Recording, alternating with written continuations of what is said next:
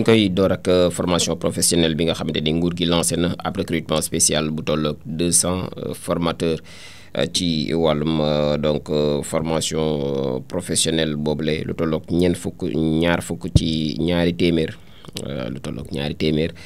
ci ay formateurs la nguurug Sénégal lancé ni dinañ ko daal di recruter le gouvernement daal di koy annoncé nag muy recrutement exceptionnel bu toll ak 200 formateurs pour daal di gën a dooleel dispositif bu formation professionnelle et technique information boobee nag daal nañ koy fësal par le ministre jaare ko ci ministre Amadou Moustapha Ndiek Sarré bi nga xamante ni moom moo doon préciser que mesure boobee day duggaat ci cadre bu mag bi nga xamante ni mu ngi jëm ci offensive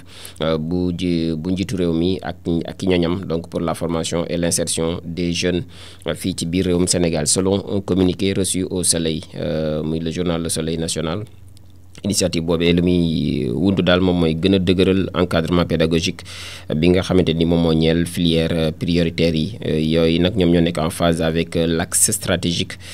capital humain de qualité ak équité sociale donc bu agenda Sénégal 2050 le ministère de la formation professionnelle et technique di souligner que ce processus dinañ ko en tout cas ki koy jiite moom dinañ ko def ci esprit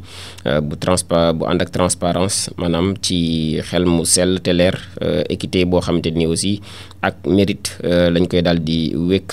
du doon benn parparloo goo xamante ni daan ca daal di juddu en collaboration avec les structures compétentes ñu ngi prévoir en tout cas gën a préciser li nga xam ni moom moo di prochainement les filières yi nga xam moom le recrutement boobee concerné les profils attendus itam maanaam profil yi ñu cay xaar ak li nga xamante ni moom moo di modalité pratique de recrutement yooyu la mu nekk ab opération boo xamante ni en tout cas dina traduire selon le ministre la volonté des autorités ngir daal di gën a favoriser lu jëm ci wàllum insertion socio-professionnelle des jeunes ak gën a soutenir aussi le tissu économique local. lii di États-Unis ñoom itam waa États-Unis annoncé nañ benn retrait bu UNESCO nouveau retrait donc de l'UNESCO d'ici 2026 Washington daal di confirmer son intention de quitter l'UNESCO maanaam ñoom Washington fësal nañ seen intention di mbëbët gi ñu am ngir génn ci UNESCO d'ici fin 2026 ñuy accuser l'organisation onusienne ne dafa am parti pris daal contre Israël waaye itam day promouvoir ay causes yoo xam dañ ko jugé clivante ak parparloo goo xamante ni ñu ngi koy joxoñ baaraam tuuma. Il s'agit donc du 3e retrait américain en 40 ans maanaam ci ñeent fukki at yi ñu génn bi mooy ñetteel bi yoon Amérique di budde ci kuréel googee di UNESCO après ceux de 1984 sous Ronald Reagan ak bu 2018 bi nga xamante ne Donald Trump moom it moo fa nekkoon nekkaat fa jamono ji la directrice générale de l'UNESCO di Audrey Azoulay moom ni ngi fësal en tout cas son profond regret bi nga xam ne am na ko tout en assurant que l'agence s'était préparée à une telle éventualité maanaam waajoon nañ lu di mel. La contribution américaine mi ngi représenté nag 8% du budget annuel soit 75 millions de dollars ci budget wu UNESCO boobule. De son côté le département d'État par la voix de son porte-parole Tommy Bruce ñoom ñu ngi lié cette décision à l'incompatibilité j'y arrive enfin entre la ligne idéologique ak de l'UNESCO et la politique étrangère America First mooy l'Amérique d'abord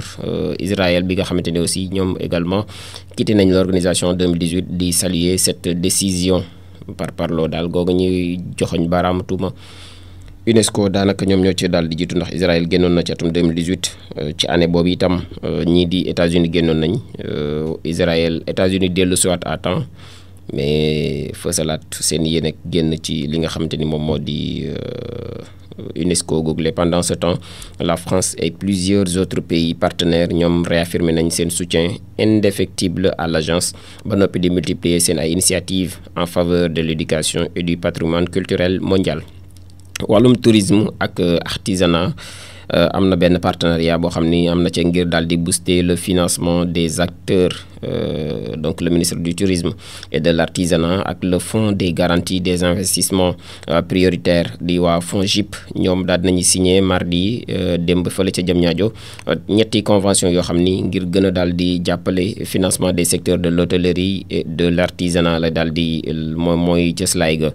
mu nekk ay accords yoo xam ni mi ngi prévoir notamment la création de 2 sous-fonds yoo xam ni garantie lañ doté chacun de 300 millions de francs CFA cofinancé à part égale par les deux parties maanaam ku nekk da ngaa indi sa contribution ba loolee daal di mat 300 millions et l'objectif donc moom mooy ñu gën a faciliter l'accès des acteurs au crédit bancaire waaye itam gën a duggaat ci li nga xamante ni moom moo di système financier décentralisé pour daal di moderniser seen ay activités selon Ndeye Fatou Mbodj Diatara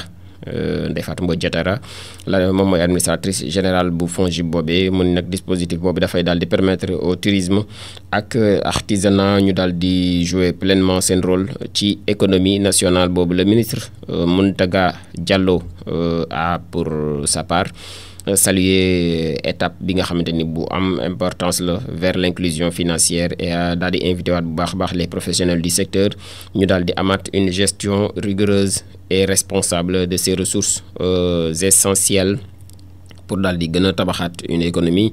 bu wóor waaye bu endogène. Mbirum Kocc Barma ba léegi l'enquête baa ngay woy El Hadj Babacar Dioum moom placé nañ ko donc sous mandat de dépôt. El Hadj Babacar Dioum moom la ñu njort ni moom mooy Kocc Barma alias Kocc Barma daal nañ koy placé jamono ji en garde à vue à l'issue de sa présentation devant le juge donc ce dernier moom ginnaaw réquisitoire bi nga xam ne def nañ ko bi ñu introduire ci procureur de la République daal dinay ubbi une information judiciaire contre Kocc Barma donc le fondateur du site controversé daal nañ koy accusé d'être au cœur d'un vaste réseau de pratiques illégales moom dafa jiite réseau boo xamante ni li ñu nekk du lenn du dara lu ci jub. Les charges yi nga xam ne retenir nañ ko sont particulièrement lourdes. Association de malfaiteurs mën nañ ko ca daal di lim, diffusion et stockage de données à caractère personnel, publication d'images à caractère pornographique ak yoo xamante ni daal dëppoowul ak suñu yarin ak suñu aada ki cosaan, atteinte aussi à la vie privée, extorsion de fonds, chantage, blanchiment de capitaux, usage de faux sur des documents administratifs. L'affaire en tout cas mi ngi suscité une vive réaction dans l'opinion publique ñu ci bari ñu ngi ci y a bien raison du profil médiatique du mis en cause. Kocc Barma mythe la daanaka ci ay jamono fii ci Sénégal. Déminage aussi bu Casamance dooroon nañ ko moom nguurug Sénégal waaye bu Japon itam booloo nañ seen doole pour daal di dépolluer 1,28 kilomètres carrés des terres donc lu tolloog 1,28 kilomètres carrés de terre yoo xamante ni Sénégal ak Japon ñoom ñoo booloo donc le Sénégal di franchir une nouvelle étape ci son plan de déminage humanitaire fële ca Casamance grâce au soutien financier et technique du Japon. Mu nekk ab cérémonie officielle boo xamante ni def nañ ay réception de machines de déminage de dernière génération yoo xam ni dinañ ko dal di amal le 24 juillet fële ca Mbao en présence du premier ministre Ousmane Sonko ak ambassadeur bu Japon di Takeshi Akamatsu. Ce matériel dinañ ko financer à hauteur de 460 millions de francs de yens, pas de francs CFA, environ lu tolloog 2 milliards de francs CFA dans le cadre du programme de développement économique et social di FDES boo xam dafay daal di permettre ñu daal di accélérer la dépollution de 1,28 kilomètres carrés de terre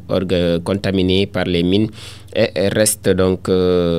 explosifs yi nga xamante ni donc de guerre yi nga xam ne ñoo ngi foofee ca Casamance. Ce partenariat aussi dafay duggaat dans la nouvelle approche pour la paix et la stabilité en Afrique di NAPSA lancé lors de la TICAD 8 en 2022. Loolee dafay illustrer waat encore une fois la volonté des autorités sénégalaises de garantir la sécurité, de favoriser le retour des populations déplacées et de relancer aussi les activités économiques en Casamance. Le Centre national d'action anti-mine du Sénégal di CNAMS ñoom itam ñoom la ñu chargé ngir ñu daal di piloter ces opérations alors que le pays s'est engagé aussi ngir daal di achever le déminage d'ici mars 2026 conformément à la convention d'Ottawa. Lii daal moom mooy globalement les quelques informations yi nga xamante ni dañ koy tenir di doon bon fës na tey ci penc mi léegi on souffle et puis ñu daal di ñëw ci li gën a fës ci yéenekaay.